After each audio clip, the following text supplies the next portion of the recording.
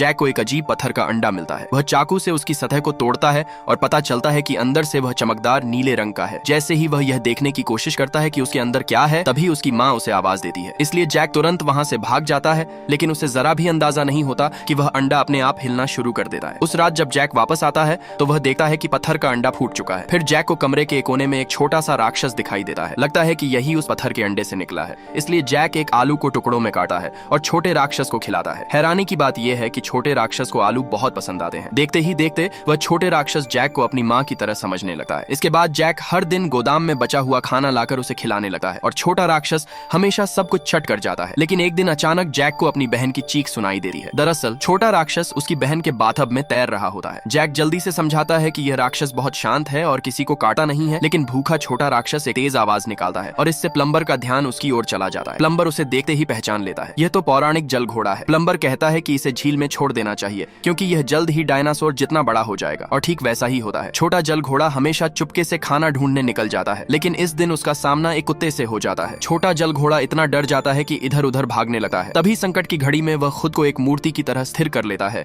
और कुत्ते को धोखा दे देता है। लेकिन फिर उसे गलती से एक तालाब में मछलियां दिखाई देती हैं, इसलिए वह तुरंत पानी में कूद जाता है और जमकर दावत उड़ाता है। जब तक प्लम्बर छोटे जल घोड़े को ढूंढ पाता है, तब तक वह एक ही रात में 10 गुना से भी ज्यादा बड़ा हो चुका होता है। वह तुरंत जैक को जगाता है। बड़ा हो चुके जल घोड़े को देखकर जैक भी हैरान रह जाता है। इसलिए प्लम्बर एक ट्रक लेकर आता है और जल घोड़े को झील तक ले जाता है। लेकिन जल घोड़ा जैक से बिछड़ना नहीं चाहता और किसी भी हाल में पानी में जाने के लिए तैयार नहीं होता। आखिरकार मजबूर होकर प्लम्बर एक आलू निकालता है और उसकी मदद से जल घोड़े को बहलाकर पानी में उतार देता है। कुछ दिनों बाद 2 बूढ़े आदमी झील में मछली पकड़ रहे होते हैं। थोड़ी ही देर में किसी चीज के फंसने से कांटा हिलने लगता है, लेकिन कांटे में जो फंसा होता है वह विशाल जल घोड़ा होता है। जल घोड़ा छोटी नाव को तेज रफ्तार से घसीटने लगता है, लेकिन एक बूढ़ा आदमी कहता है कि वह मर जाएगा, पर अपनी मछली पकड़ने वाली छड़ी नहीं छोड़ेगा। दूसरा बूढ़ा आदमी जल्दी से डोरी काट देता है और इस तरह दोनों किसी तरह खतरे से बच निकलते हैं। एक दिन जैक छोटी नाव लेकर जल घोड़े को ढूंढने निकलता है, लेकिन उसे जरा भी उम्मीद नहीं होती कि पहले वाला छोटा राक्षस अब डायनासोर से भी बड़ा हो चुका है। इसलिए जैक जल घोड़े की पीठ पर सवार हो जाता है। जल घोड़ा उसे पानी के ऊपर तेजी से घुमाता है,